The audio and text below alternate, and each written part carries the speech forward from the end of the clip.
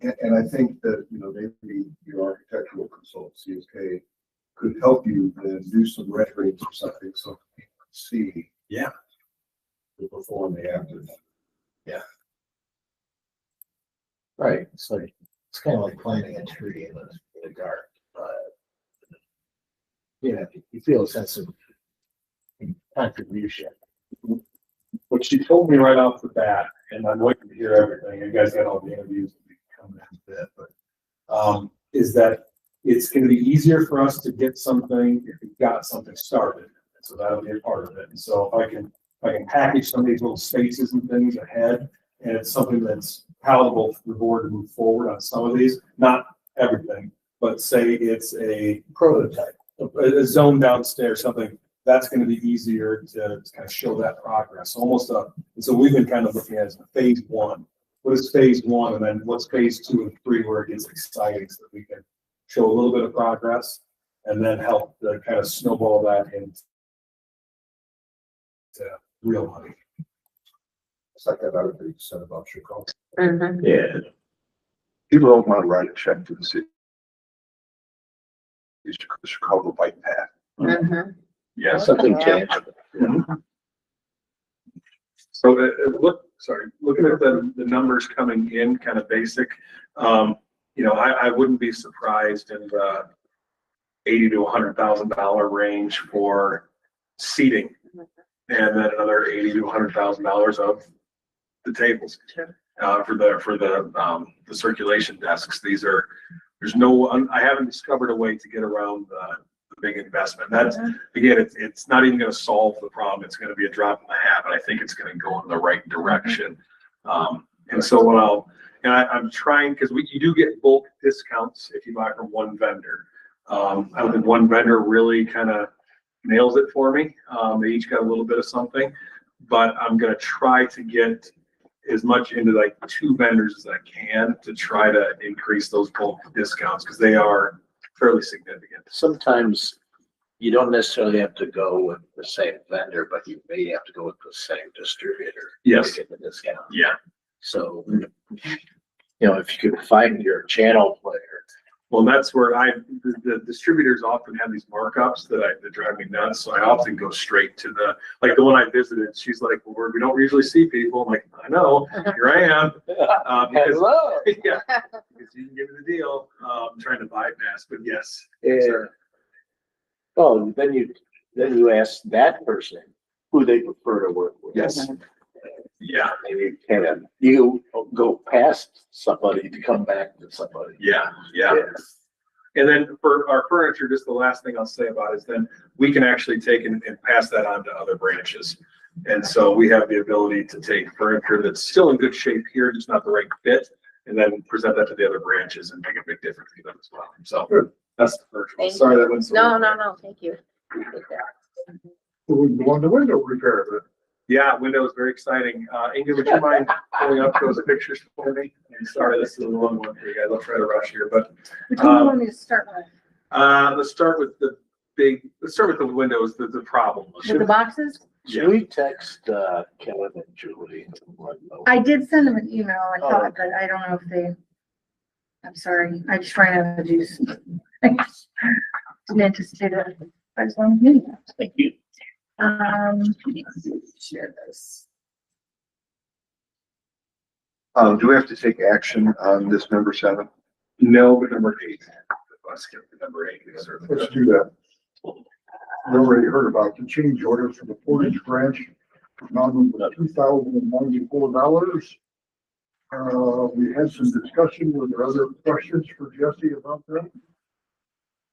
I move approval of change order number 2 for the branch library of the amount of $2,094. A second. Discussion? Roll call vote. Roger Rhodes. Aye.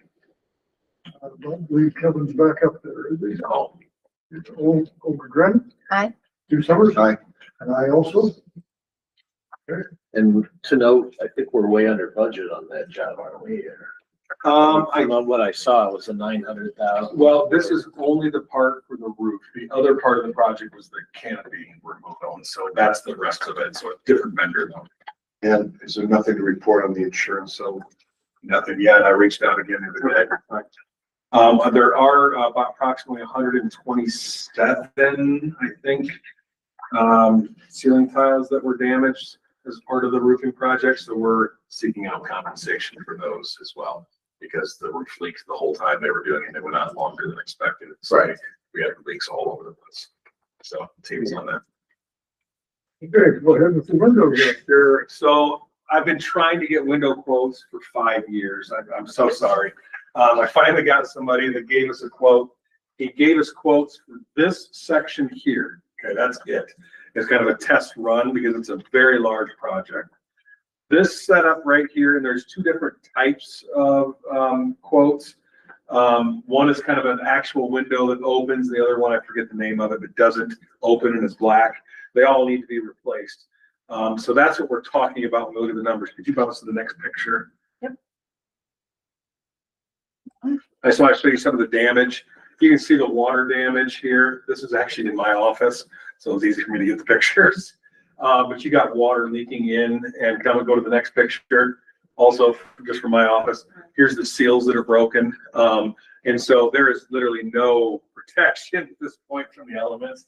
And so my office will get into the 90s in the summer, and in the winter time we'll dip down into the 50s, in part because of those window issues.